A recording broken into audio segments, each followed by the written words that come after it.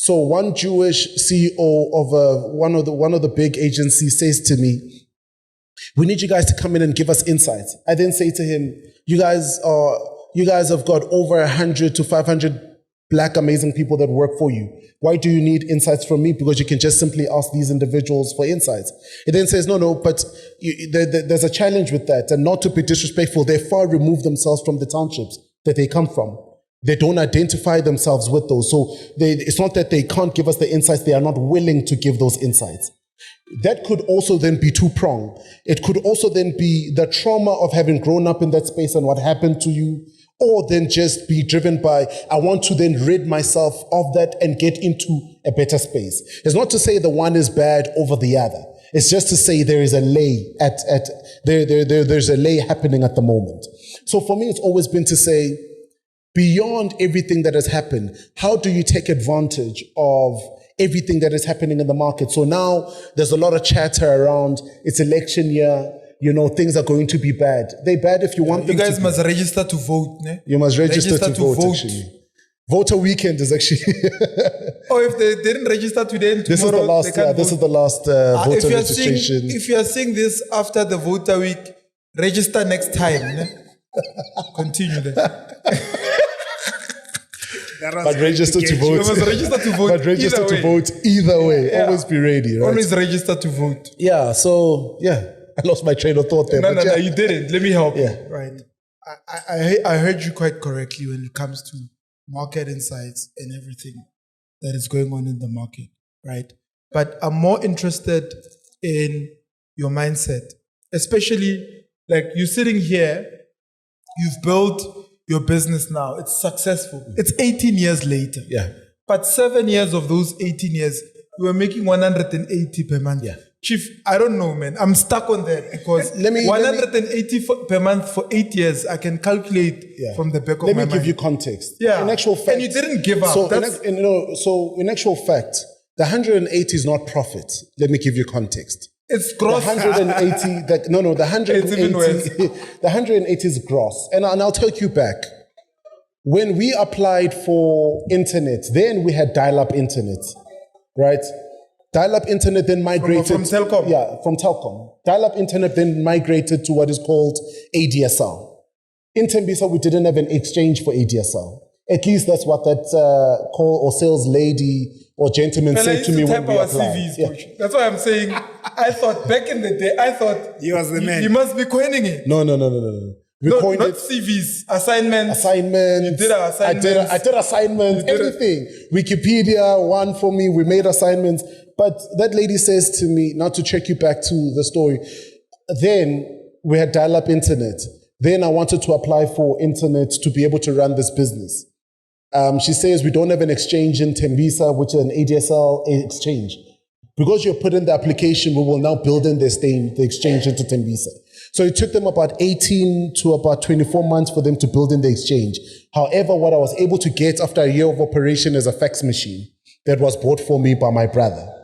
Now you've got this internet cafe that has got nothing internet about it, and then you've got the cafe which has got nothing cafe about it, right? So we're just running on whim because I don't even know how to use a computer. So I'm learning as I move along. So what we then did is on the second year we applied for something called Hocha Connect. Hocha. So what Hocha is with everyone walking around with the Huawei modem today, that's what Hocha was then. Oh, those ones, you plug one, you put in the laptop, and then it's got you open it up, it looks like a flip phone with an antenna. We had that. But Hocha's charging us 4,000 of consumption, 4,000 to 5,000 Rand a month of consumption. We are charging the people market rate for ADSL that they're paying in town. Just 2 rands. So every single month we are chasing 2,000 Rand. We're over 2,000 to 3,000 Rand a month. We're always chasing a 30-day cycle because we are hoping that one day we'll have the exchange in, we'll be able to charge the right rate, and the moment we charge the right rate, an influx of people will come. But our business was never even made by that. The one tipping point that started to change the internet cafe I ran in Tembisa was I had to ask myself, that's why I stressed the why. I had to ask myself, but why do people come to an internet cafe? They come to type CVs, they come to scan documents, they come to fax. We made a lot of money from faxing actually before the people started with Gmail accounts. I used to hate Google. You hated innovation. I hated they innovation. Disrupted your business. They disrupted my business. But the moment I answered the question to say, no, but these guys are coming here, they're coming here to type CVs. They want me to give them a shot at an opportunity. But now, what shot at an opportunity? Because I'm not the giver of jobs. Here's the shot. So I started to notice a pattern. Whenever certain jobs were opening up within a certain space, you had an influx of people that came in who were security guards, who were coming in to get their CVs typed for that particular job. You could notice when you are typing the CVs that the job description, not a job description, but their work experience, is assimilated to guards. Then you started to ask the question, but why do I have on a Friday or on a Thursday 500 people, or not even 500, but why do I have 50 people coming in to type the same type of CVs? That means that there's something going on. Now you start to chat to them, you understand that, it's actually guards. Then I realized something, that as I was typing the CVs, quite a large majority of them either went to the same schools in Tembisa, they've got the same grade E or grade C, they're applying for the same job. Who's going to get it? Then I start to unpack how many other townships or other internet cafes are typing these CVs. So if I'm a recruiter back then, and there was no tech like there is now, where you're able to punch in your details and then it does automatic filtering, I have to go physically to 10,000 CVs. So then what I then did is, we're going to give them a shot, because you've got 0.5 milliseconds in order for you to gain their audience or the attention of someone when they look at your business card or your CV or your company proposal. So what we're going to do is that we then created a CV template that allowed us efficiency, that allowed us to type it quickly, but also because of the decoration and the designs that we created, it then got people, it gave in what we call a wow effect. What do you do, or what can you do, or what can you add in your business, your brand, your personal brand, that costs you nothing but gets you people talking about you? So it's one of the things I learned, now reminded by the gentleman who's up on the screen at Race Corp. The moment I started to think about that, then I started to go to clients, and I would go and do proposals. For a year, I went to clients to go pitch for business with no shoes on. No shoes on? Yeah, with no shoes. I wore no shoes. You know why? Because that moment left an indelible impression in that person's mind.